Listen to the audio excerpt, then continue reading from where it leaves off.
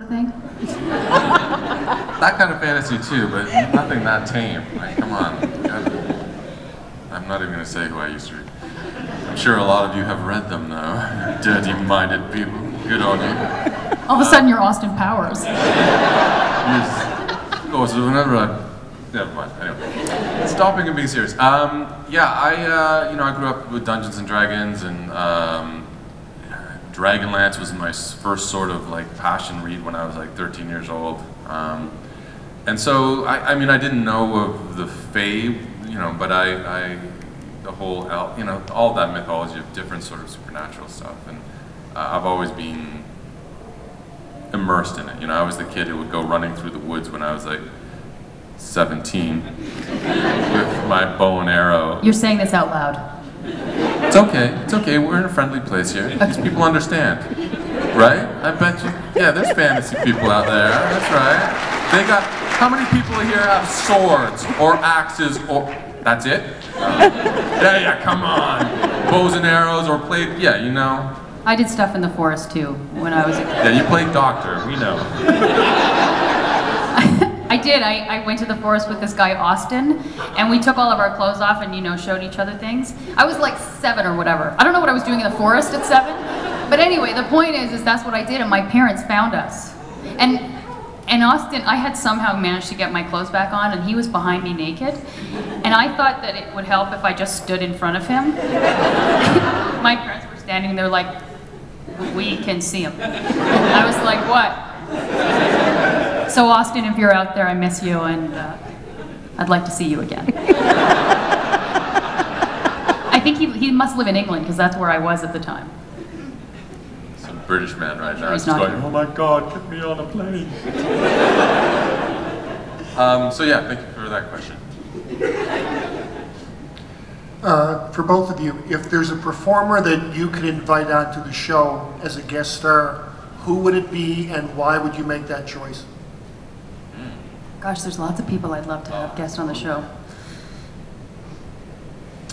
Well, I guess just because we're talking genre, I mean, Kate Blanchett, when she played the elf queen, I can't remember, Galadriel, she just brought such presence to that character, and I love her as a performer, in Elizabeth, and she's just, in my opinion, one of the best actors in the world, and if she would grace us with her presence, I would, I'd sign another 4-year option. You would? I always like it when shows do kind of crossover things, like where they bring not just an actor, but a character from another show. So it would be kind of great if, like, I don't know, Katie Sackhoff or somebody from Torchwood, Eve, what's Eve's last name, Miles. Yes, Miles, who's Welsh, and I lived in Wales when I was very little, for a little while. And, something like that, but not just her, but the character of the show, I think, I like it when shows do that. I also want to do a musical episode.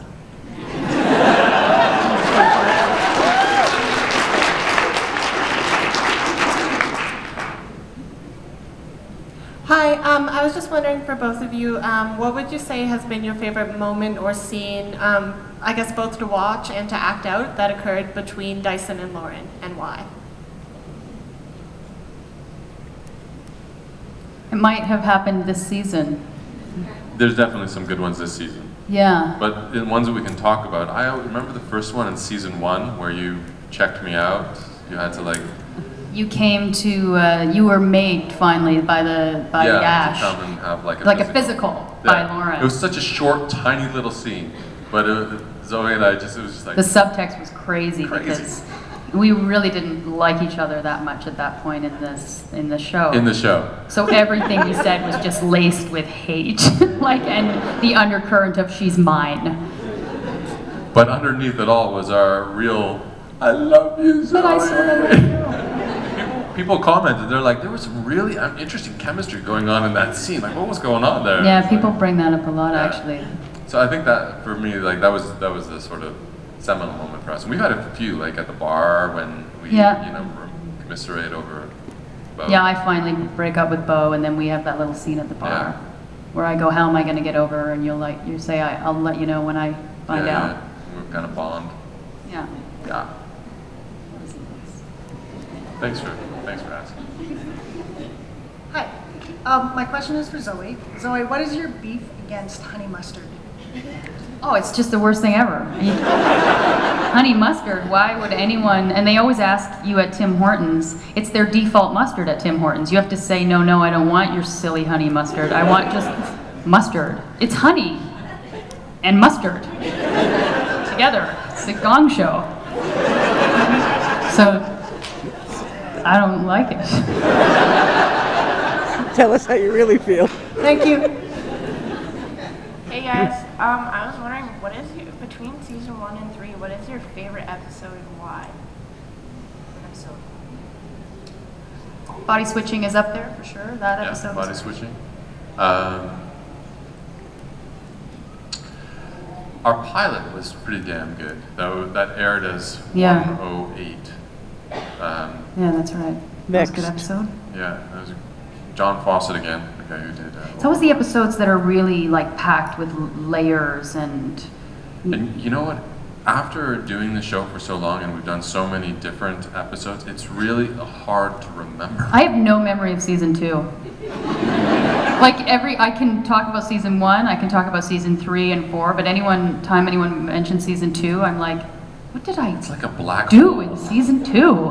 Yeah. It was the longest too, it was 22 episodes. I have no memory, I have no idea what we did. I know it ended with the Garuda. Yes. And it started... With the Garuda. Oh, I like the flashback episode because it was all about me. Yeah. Brother Faye. Was season 2 when Nadia... Oh, Christ. girlfriend in a coma, I know. Yeah. The poor girl, she woke up, went crazy and Bo killed her and died, yeah.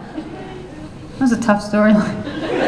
That Poor scene actress. to shoot, that one where Bo had to kill her, was one of the hardest scenes I've ever had to shoot ever. It was one of the longest scenes, like pages-wise, and one of the most emotional scenes, so shooting that and staying in it for that length of time, like, I don't know how to explain it, but like, a 2-page scene can take hours and hours and hours and hours, so it was so long and so emotional that shooting it, because you shoot it, the same scene over and over and over and over and over for hours. So that was tough to shoot that scene, I remember, and trying to keep it authentic and connected and real, and how would I feel if my girlfriend stabbed my girlfriend and God, like, what? All that usual stuff. You know how it is when... All right, That was whoever's, hard. sorry. No, go. I just wanted to give an alert. Whoever's standing now, you can ask your question, but after that we have to cut it off. I just got 5 minutes.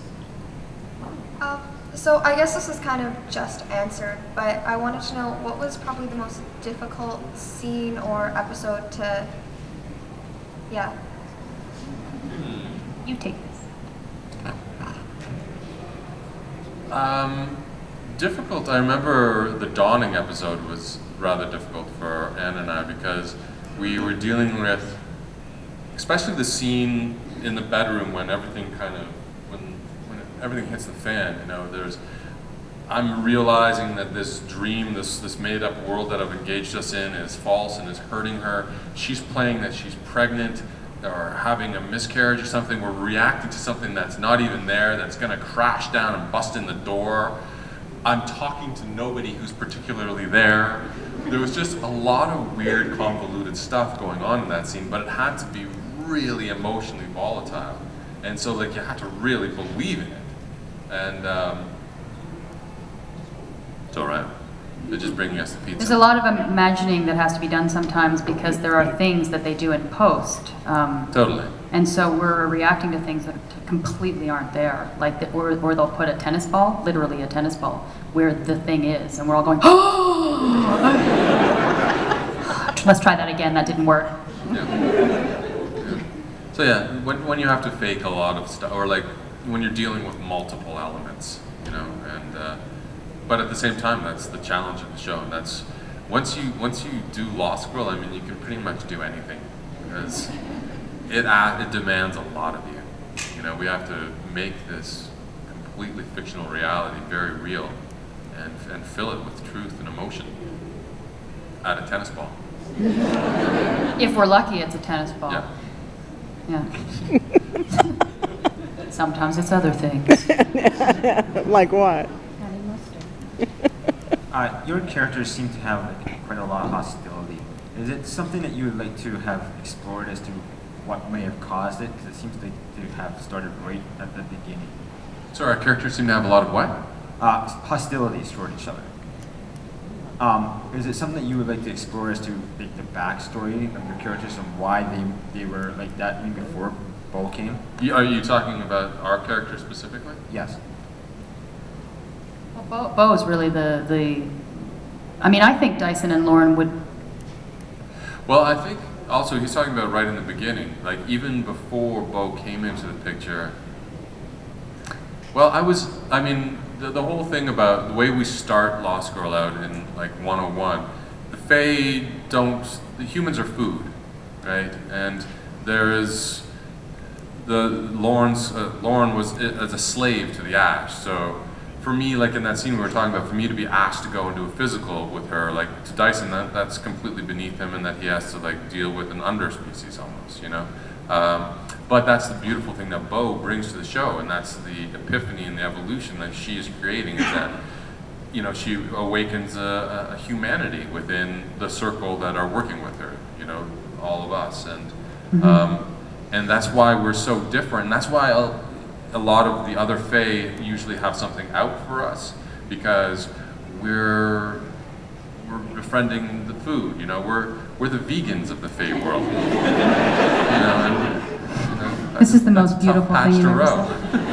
Yeah, but that's all very true, yeah. And then Lauren is so aware of her position amongst the Fae, and that at any moment they could throw her out, or kill her, or she could be gone, you know. And it's only what she brings as a scientist that keeps her there, really. Scientist, what? Yep.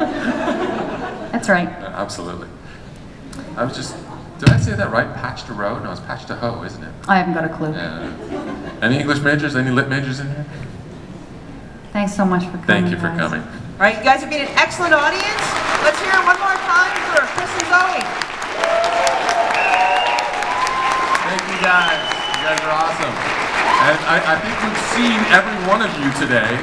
So thank you for coming out. And, this has been actually, and we've been to a few conventions now, and this has been some of the most interesting, thoughtful questions we've actually had. It's because they're Canadian. So I don't know what you're doing in Edmonton, but thanks for that. Cheers, guys. All right.